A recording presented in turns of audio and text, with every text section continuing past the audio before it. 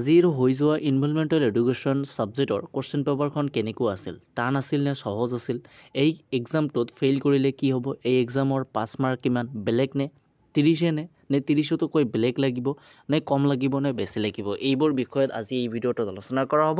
তোমালোক বেছি দেৰি নকৰি ভিডিঅ'টো আৰম্ভ কৰি আছোঁ। প্ৰথম কথাত মই তোমালোকক ক'ব বিচাৰিম যে ইনভলভমেণ্টেল এডুকেশ্যন ছাবজেক্টৰ কুৱেশ্যন পেপাৰখন বহুত ইজি আছিল।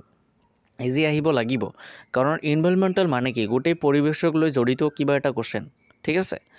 ইনভলভমেণ্টেল এডুকেশ্যন তোমালোকৰ কিতাপ দিয়া হোৱা নাই, তথাপিও এই এক্সামটো কিয় হয়, এই এক্সামটোৰ কিবা এটা গুৰুত্ব আছেনে? এক্সামটোৰ গুৰুত্ব আছে। এক্সামটো হয়ে তোমালোকৰ পৰিৱেশক লৈ জড়িত যিবোৰ কুৱেশ্যন থাকে বা পৰিৱেশৰ লগত জড়িত যিবোৰ কথা থাকে, সেইবোৰ কথাই এই কুৱেশ্যনত বা এই ছাবজেক্টটোৰ জৰিয়তে তোমালোকক সোধা হয়, তোমালোকৰ এনচাৰ দিব লাগে, ঠিক আছে।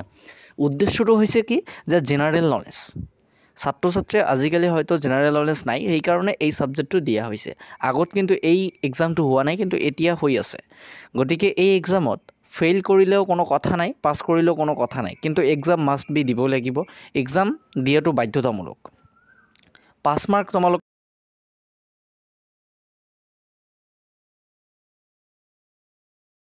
পাছ মাৰ্ক তোমালোকৰ কুৱেশ্যন পেপাৰত লিখাই আছে, 40ৰ ভিতৰত পৰীক্ষা হয়, পাছ মাৰ্ক তোমালোকক 12, মাষ্ট বি 12 লাগিব।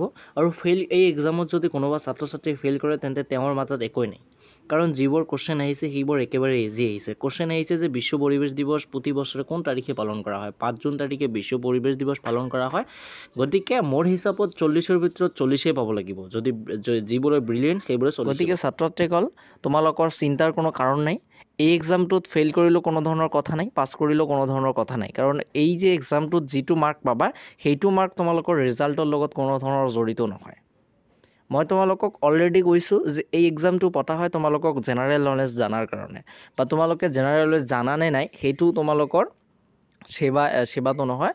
আসাম হায়াৰ ছেকেণ্ডেৰী এডুকেশ্যন কাউন্সিলৰ বোৰ্ডে এখন কুৱেশ্যন প্ৰস্তুত কৰি দিয়ে যে এই যে পৰিৱেশৰ লগত যিবোৰ কথা আছে সেইবোৰ আমাৰ ছাত্ৰ ছাত্ৰী যাতে জানিব লাগে, সেইকাৰণে এই এক্সামটো পতা হয়। গতিকে ছাত্ৰ ছাত্ৰীসকল, তোমালোকৰ পৰীক্ষা কেনেকুৱা হৈছে, আৰু যদি কুৱেশ্যন পেপাৰখন ছল্ভ কৰিব লাগে তেন্তে এটা কমেণ্ট কৰি দিবা, মই কুৱেশ্যন পেপাৰখন ছল্ভ কৰিব চেষ্টা কৰিম, ঠিক আছে। তো আজিৰ ভিডিঅ'টো ইয়াতেই।